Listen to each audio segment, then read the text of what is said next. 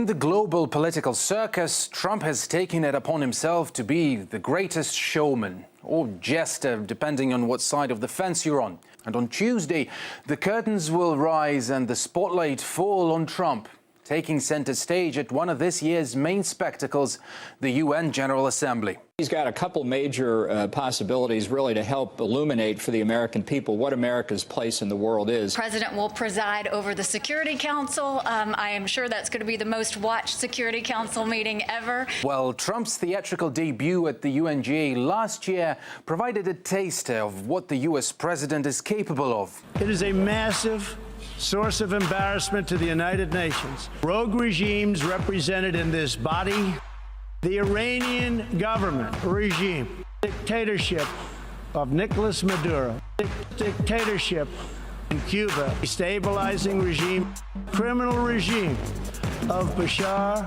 al-Assad regime. Rocket Man is on a suicide mission for himself. The United States is ready, willing and able to totally destroy North Korea. Totally ready, willing and able to totally destroy North Korea. Major portions of the world are in conflict, and some, in fact, are going to hell. His escapades divided many and left few indifferent. And in the build-up to this year's, Trump looks ready to outdo himself once again. He will head the UN Security Council meeting on Iran next week. That's while his lawyer shared this. So I say to the Iranian government, you must be truly afraid of being overthrown. I don't know when we're going to overthrow them.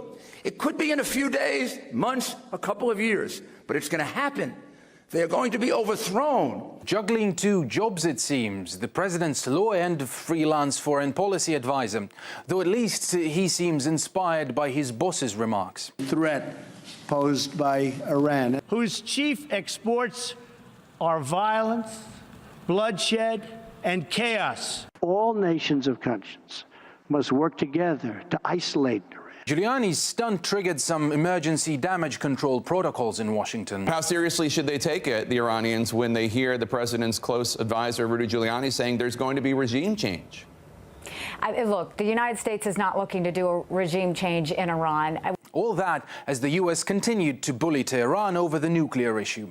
But Trump insists he's playing the good guy and means well. I look forward to being at the United Nations next week. We're going to make a speech. We're going to have many meetings. A lot of good things can happen.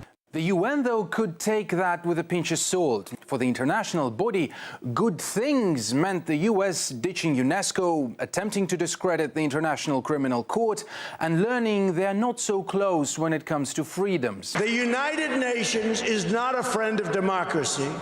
It's not a friend to freedom.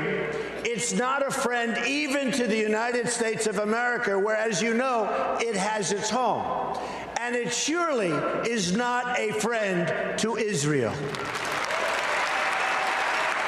And it's not just the UN that wants to get on the same page as Trump. It's also Russia, China, North Korea, about the rest of the world, really. And on Tuesday, the US president will have his best chance to explain that he's not just a gung-ho diplomat. He always says he's going to do good things before he does some catastrophic decision. I think his tactic may have worked in a few cases. You know, maybe in North Korea, it got North Korea to soften up its stance on its nuclear testing and its ICBM development because it's so outrageous. But if you do that too many times and you threaten, you know, to break all the China in the shop, and then you don't do it, then after a while it starts to be seen as bluff. And he's probably getting to that point where most people see it as bluff and respond to it accordingly instead of panicking.